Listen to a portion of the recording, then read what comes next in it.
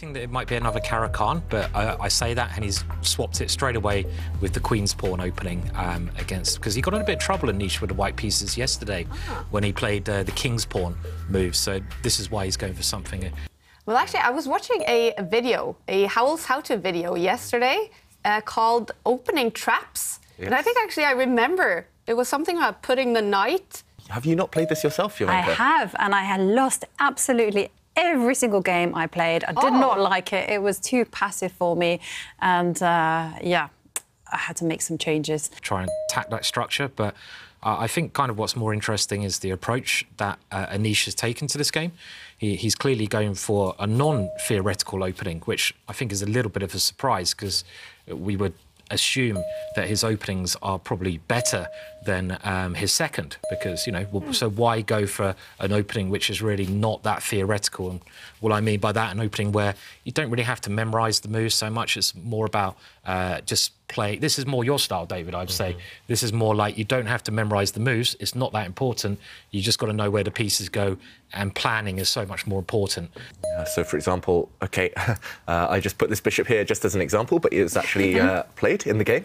Very natural move. Black's bishop now improved, and just to show your point, Jovanka, on the board, if white ever pushes this pawn forward, which is actually quite a common idea from the Queen's Gambit, from a lot of other Queen's Pawn openings, just to challenge Black's stronghold, then the square you give away is this one. So, yeah, it's a bit of a weird standoff. I'm expecting to see this bishop move. Yeah, there we go, just to get the white king castled. Has controlled every single square.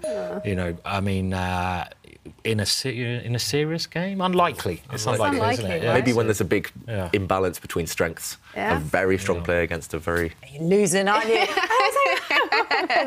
What? Silence, please. The first pieces have left the board. So we did just see a knight trade, and I hesitate to call it the first critical moment of the game, but a bit of a timid decision from Tari, just to go back and, OK, white's king is now castled, but just to rewind a couple of moves. Here, white played knight takes knight, and I think if Tari was really, really feeling aggressive, he might have played pawn takes knight. This is maybe my first instinct, at least, because when the white knight now kicked away from its ideal post, when it retreats, black can start chipping away at the white centre. Look at these bishops. It's all about the tension here.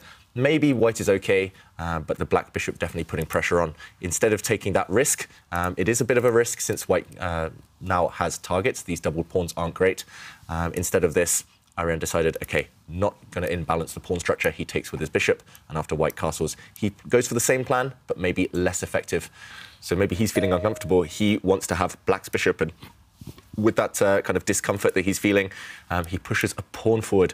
Oh, that's an ugly move, blocking in his own bishop, but it was just the tension along this diagonal I think he was a bit too worried about. So you're 3 a.m. in the morning, and I've shaken you awake, and I say you have to choose white or black. Which one would you choose? Black. OK. Yeah, I'll go black, only because I like playing with more space. Here's another kind of angle for the same question in a way, but whose style do you think it suits more, Giri or Tari, this type of position? I'd imagine Giri, right? I mean, because Anish likes quite safe positions. I mean, generally. I mean, he can play... Well, people forget that Anish can play extremely aggressive as well. I mean, he had this reputation of being a draw master, but that was a bit unfair in a lot of respects. But especially recent years. Yeah, he's so exciting now, but I think Arian prefers the dynamic game, so it's more...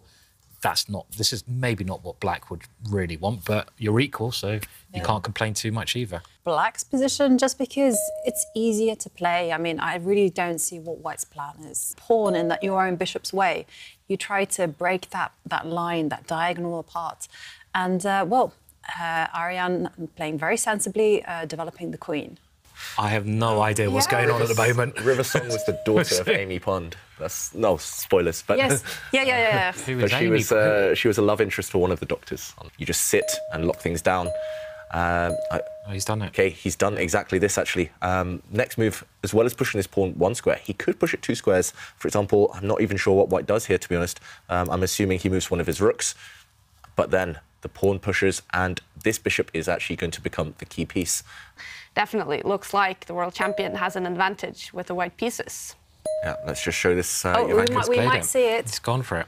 Yep, so when the pawn steps forward after a trade, Anish's idea is to pin this black knight. Yeah, so it looks like this is about to happen. So the black knight doesn't have time to go and remove this white bishop.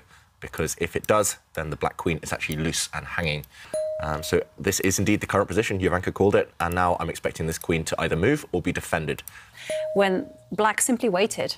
They waited in those type of positions with all the minor pieces on, and they just said, what you going to do? What you going to do when I come for you? And I was like, I don't know.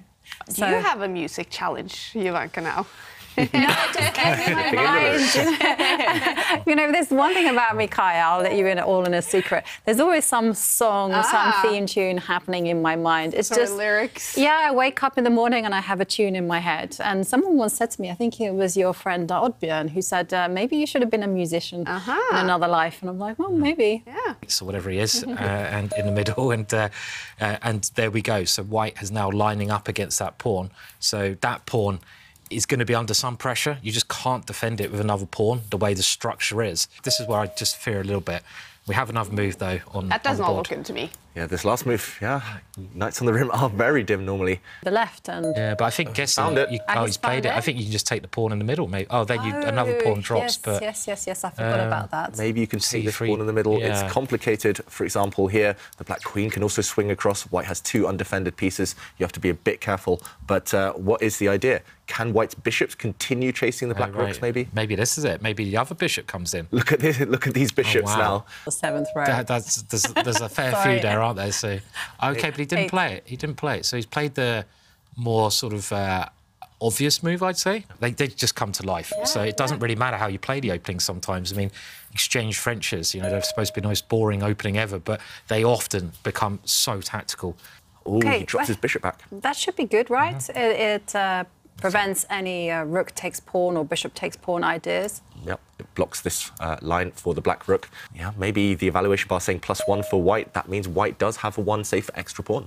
And, OK, this rook lift is met by an offer of a queen trade.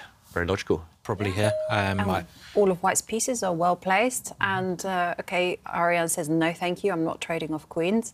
But now Kaya's idea comes into force. Look at that, the king has got some lift. Yeah. OK, it shoots back down slightly, but, yeah, it's looking very one-sided right now. And when in doubt, push the H-pawn. Push Harry. Push Harry. Yeah. Oh, we had this awesome entry into our quiz of the day. I have About to read Harry? it. It is about Harry. Yeah, it is a critical moment, and we did see black push a pawn 2 squares forward, and rather than the kind of allow the advance of Harry, white has done the same. White has just locked down the whole king side now. No real pawn breaks on this right half of the board. Play will switch back to the other flank. Like a year ago, someone saying, if you want to stifle his knees, then you put your tongue all the way up in your... Really? In your mouth? Oh, right. Yeah. OK. I think I'm just so full of nervous tension watching the game. Yeah, and the bar now, it definitely goes up for Anish after this move by Ariane. Yeah, I understand what Ariane's trying to do. He's trying to put pressure on white's bishop. He's trying to kick away the white bishop because then the black rooks will be great. But I don't really see the immediate threat. Anish is very short time, and the queens are still on the board, making it more How complex. did he make that move? His hands were on his head. Oh! Oh, wow. Levitation. Yeah. What? Wait, he did this yesterday as well. Maybe there was a lag, or maybe his webcam froze just for a few seconds. I think Maybe so, yeah. That's true. Yeah. that's the only explanation I can come up with. Will it happen again? OK, his hands are on his head. He's got under 20 seconds. Let's all watch Anish Giri. And he did it again. What? That wasn't a pre-move. That's twice in a row, isn't it? I don't. That's not a pre-move. That's not a pre-move because 'cause black could have played anything, and this was not a safe pre-move. And Anish, Ariane there, he was just kind of gesturing. Is that a mouse slip? That must be a mouse slip. He was shaking his head. Oh, really? Was there? I don't know what black's rook move was doing. Simply, black's rook on a terrible square now, and Might be queen a trade mouse slip. would end the game almost. Yeah, I'm sure he was going to move that rook and attack the queen. But now Anish has offered a queen trade, and it's quite a powerful move, actually, because you're going to have to... You're forced Tari to down take to 2 seconds. Oh, he made that move with a few seconds left, and queen's coming off the board. That is going to signal the end now. And another pawn is going to drop, actually, after queen takes queen. Oh, no, you don't have to... Well, maybe you can take the pawn. You can take the pawn. You can just grab it, yeah. There we go. 2 pawns up now for Anish Giri. Yeah. It's just a mopping up job now. He just needs to keep everything nice and safe and protected. He has no weaknesses, though, Giri. Nothing for Tari to attack. Yeah. Yeah, the white bishop drops back. Look how everything is protected in white's camp. Literally every single pawn, every single piece protected. Maybe his strategy just worked perfectly in this game. I mean, you know, he wasn't going for an open advantage. He was basically thinking, I'm going to wait until Arian does something. And as soon as he did something, the position just got worse and worse, didn't it? So it kind of worked perfectly. Obviously, they've worked together. They know each other well. So Anish is, like you say, psychologically outwitting Arian, saying, hey, I know that you have a tendency to be impatient and to want to do things. And, OK, Arian simply retreating the bishop. It's difficult to suggest a move, actually, for him. He just has to wait and see what Anish comes up with. Black's pieces aren't even active. So when you're 2 pawns down in an endgame, sometimes you get compensation by throwing your pieces forward, attacking weaknesses, forcing your opponent on the defensive, but that's not even the case here. Tari is 2 clear pawns down, and if all the rooks come off the board, game over. If white's pawns push forward, game over.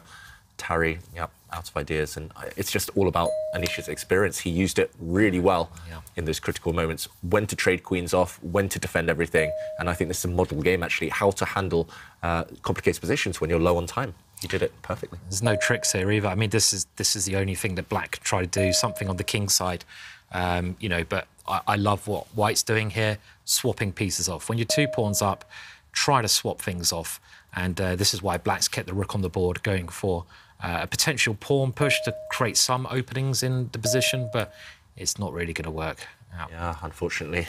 Even maybe rook takes bishop here. Yeah, swap some more pieces off. Winning style, Simon. Yeah, it's a nice tactic. Yeah, and we say, it has happened. White has given up a rook for a bishop, but White's bishop is going to enter the centre of the board. If the black rook moves away, White's rook actually goes to the corner and checkmates the black king.